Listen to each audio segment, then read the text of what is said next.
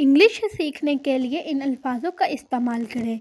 English vocabulary की आज class 2 है, सेकंड क्लास हम करने जा रहे हैं। मैं आपको वो वोकेबलरी सिखा रही हूँ जो टेंसेस में एज अ हेल्पिंग वर्ब या मेन वर्ब यूज़ होती है। सबसे पहले हम स्टार्ट करते हैं डू। डू का मतलब होता है करता हूँ। मैं आपको दो दो मरतबा बता रही हूँ, ईजीली आप लोग समझे इसको, एग्जाम्पल के साथ करें और इसकी एक एक एग्जाम्पल आप कमेंट में बताएं। I do my homework, do you like T, do you like T. Does का मीनिंग होता है करता है। He does his work, does she सिंग। और दूसरा डज और डू में क्या डिफरेंट है ये मैं आपको जो मैं all helping verb modal verbs करवाऊंगी उसमें मैं आपको डिटेल से बताऊंगी। अभी मैं इसमें आपको डज का और डू का डिफरेंस नहीं बताऊंगी। नेक्स्ट हमारे पास है डिड। डिड होता है पास्ट में यूज का मतलब होता है किया या किया था। I did my homework, did you go to school, I did my homework, did you go to school. Next word की तरफ बढ़ते हैं। नेक्स्ट वोकेबलरी क्या है?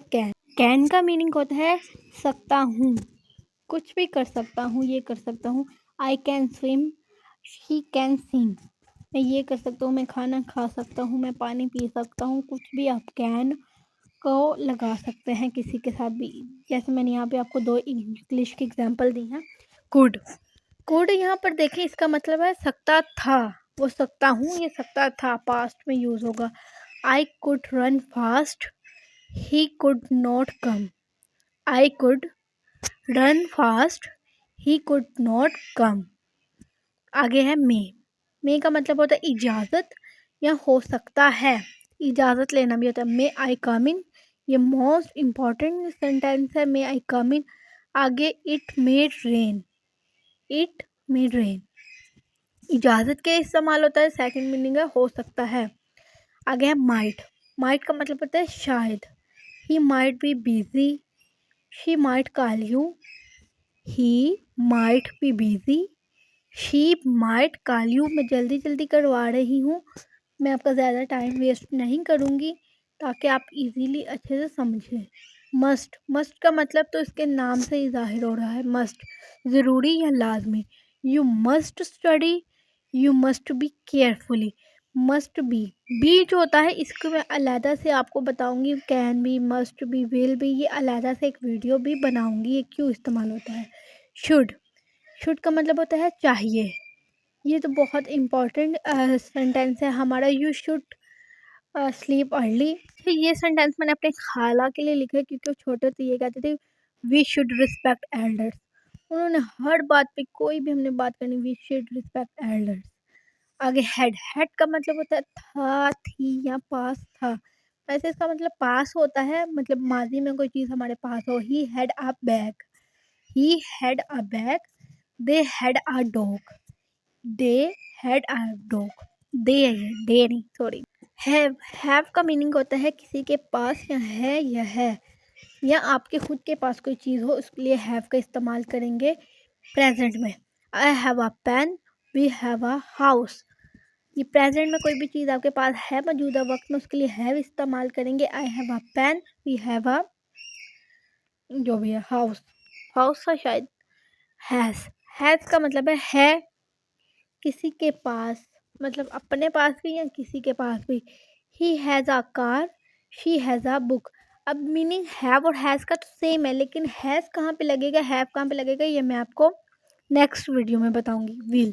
विल फ्यूचर में इस्तेमाल होता है, इसका मतलब होता है गा या गी। I will go tomorrow, I will go tomorrow. She will call me, she will call मी। ये फ्यूचर में इस्तेमाल होता है, फ्यूचर टेंसेस का है।